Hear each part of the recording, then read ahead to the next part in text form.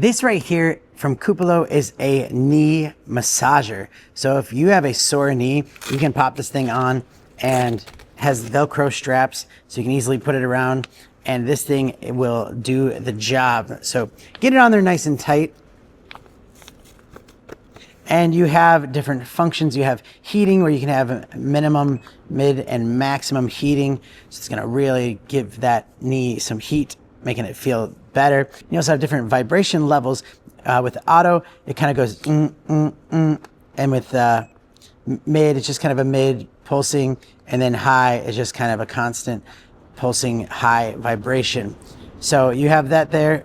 And then you have the red light therapy that's going to do wonders as well. That's one of the biggest advantages to this one specifically, is having that red light therapy on it. And you have your battery status right there. It is completely portable and has a big battery, and you can charge it with USB-C, and it does come with a cable.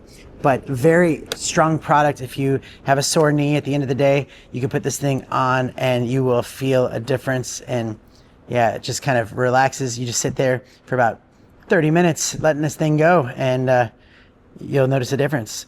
Highly recommend it, and thanks for watching.